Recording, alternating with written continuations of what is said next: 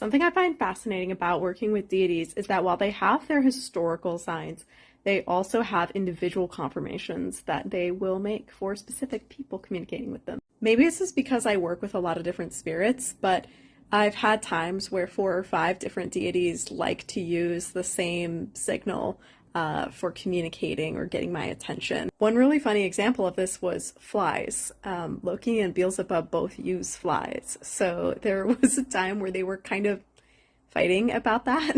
Since I started working with Loki first, whenever I would see a fly, I would think of him.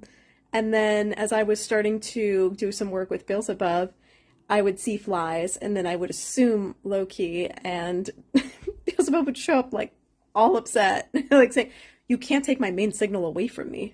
I personally thought this was really funny, and I decided to just see how it would play out. And I was like, well, you can decide it amongst yourselves who gets to use this signal, right? As anyone who works with Loki knows, you cannot just throw a challenge out there like that. And so it's probably going to come to no one's surprise that he absolutely was not willing to give up using flies as a signal. So Beelzebub was kind of just like, ugh. And he decided to pick new signals, right? And so he started using purple.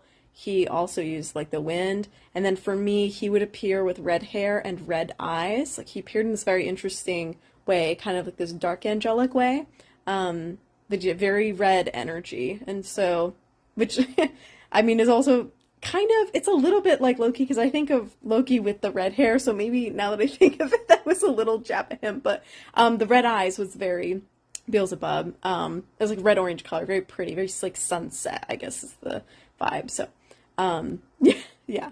There was also honey and bees for a while. That was a fought over signal between some different spirits. Apollo and Hermes both really liked that, but then of course Loki also liked that, and so that was a whole thing.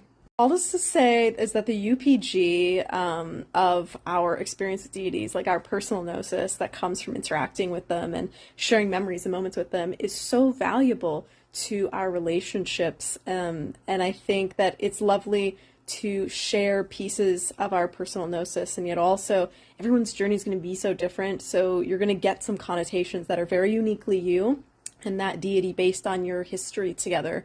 So I just want to make a little video about that, and I would love to hear if you have some personal gnosis with a deity for signs and confirmations and things like that, that you haven't really seen written anywhere, but it's relevant because of your history. I always love reading about stuff like that, so please drop it below in the comments. I'd love to read about it.